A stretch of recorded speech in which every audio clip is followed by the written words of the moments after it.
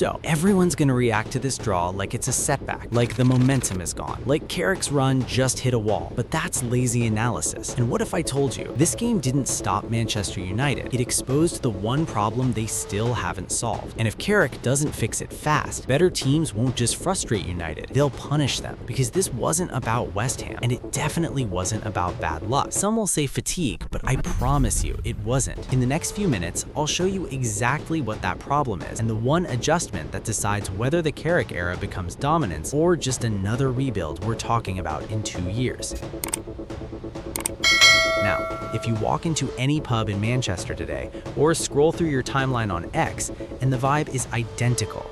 It's that familiar sinking feeling. How did we not win that? We had 70% of the ball. We dominated them for 80 minutes. And sadly, the loudest voices are already screaming that the honeymoon phase is over, and that we're back to the old United. The one that lets a team like West Ham, who looked content to just survive, snatch a point in the dying seconds. Well, I want you to sit in that frustration for a second, because if you're a United fan, you've seen this movie before, over and over again. But here's what nobody's noticing. Everyone's looking at the result. I'm looking at the rotations, and you're probably missing the structural red flag that West Ham just held a magnifying glass over. Because this wasn't a bad day at the office, it was a tactical checkmate that proves Carrick's greatest strength is about to become his biggest liability. Before we get into the why, we have to clear the noise, because the easy takes are already everywhere, and they are dangerously wrong. First up, the players were tired. Stop it. United had a full recovery cycle. The energy levels in the first 20 minutes were through the roof. Fatigue didn't make those passes go sideways for an hour. Second, it was just bad luck. Was it? Luck is when a ball hits the post and bounces out. If you don't create high-quality chances, you don't get to blame the universe when the ball doesn't go in. Next, we just didn't finish our chances. What chances? Aside from a couple moments of individual brilliance, United didn't actually frighten West Ham's goalkeeper. Having 20 shots doesn't mean you were dangerous, it means you were desperate. And the big one, West Ham parked the bus. Of course they did. This is the Premier League. Everyone outside the top 6 is going to park the bus against Carrick's United. If your entire tactical plan falls apart because the opponent actually decides to defend, you don't have a plan, you have a prayer. If you want to know where the Carrick era could potentially unravel, look no further than the 50th minute. This wasn't a tactical masterclass by West Ham.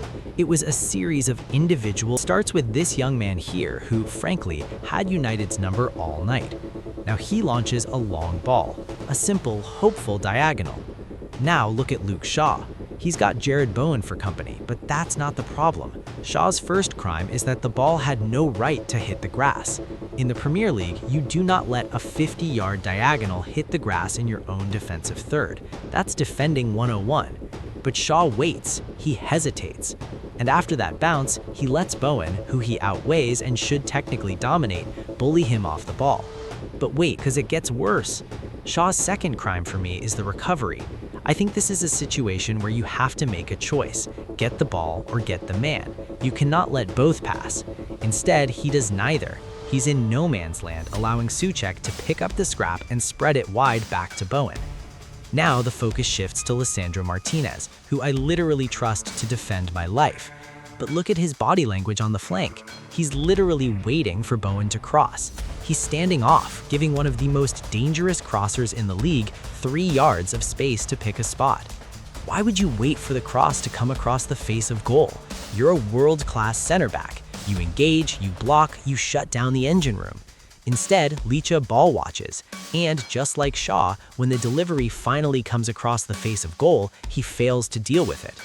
So I ask you, when your two most experienced defenders commit 4 fundamental errors in 10 seconds, what do you expect to happen next?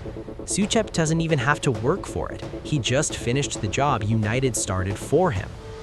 Now look, I know I just spent 2 minutes hammering the defense, but let's be real. Conceding 1 goal to West Ham is not why United drew this game. Top teams concede goals. We saw United in the exact same situation against Arsenal. They went behind, stayed calm, and found a way to win. That's what title contenders do.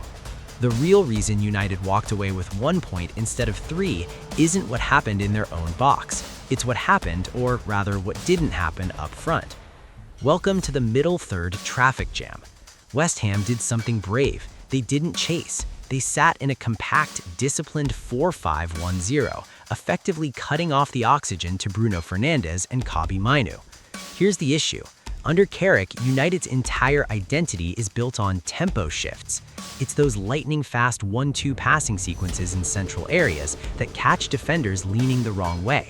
It's slick, it's Midas touch football, and it's beautiful when it works. But when those central areas are packed with 9 claret and blue shirts, that Midas touch disappears. The exposure is this. West Ham proved that if you don't press United, they don't know how to move you. United finished the game with 65% possession, but look at the stats. Almost 0 clear-cut chances from open play until the literal dying seconds of the game. They had the ball, but they didn't have the keys. They were a Ferrari stuck in gridlock, revving the engine with nowhere to go. And that leads us to the biggest question of the Carrick era so far. If the door isn't open for a counterattack, does this team actually have the tools to break it down? Now, don't get it twisted. Identifying the problem is one thing, but solving it is all on Michael Carrick. And to his credit, we saw him trying to solve it in real time. He didn't just sit on his hands. Around the 70th minute mark, he made the move that changed the gravity of the match. He pulls Harry Maguire, who struggled with the space behind him all night, and brings on Leny Yoro. This wasn't just a fresh leg sub, it was a tactical gear shift. With Yoro on the pitch, United moved into a high-aggression 3-2-5 formation in possession. They pinned West Ham so deep they could barely breathe. But that system is a high-wire act. You're leaving your center-backs on an island, and that's where Yoro became instrumental. While the rest of the team was camped in the West Ham box, Yoro was essentially playing a one-man defensive line. His recovery pace and those 2 goal-saving blocks were the only reason United were still in a position to snatch a point. He gave Carrick the security to throw the kitchen sink at them. So where does this leave us? West Ham didn't break the Carrick era, but they did provide the league with a cheat code. They showed that if you sit deep, congest the middle, and dare United to find a creative solution, they might just run out of ideas. But I want to hear from you. Don't you think we've reached the point where we can't keep leaving our best finisher on the bench until we're desperate? Benjamin Sesko is screaming to be a permanent fixture in this lineup. But here's the problem. If you put Sesko in from the jump to fix that traffic jam, someone has to go. So let's settle it in the comments. Does Sesko start the next game? And if he does, who is the one person that drops out for him? Is it Cunha? Is it a change in the midfield? Tell me your starting 11 below. And make sure you subscribe, because in the next video, we're looking at the tactical solutions and the 5 big lessons Carrick has to learn from this draw if he wants to stay in that top 4 race.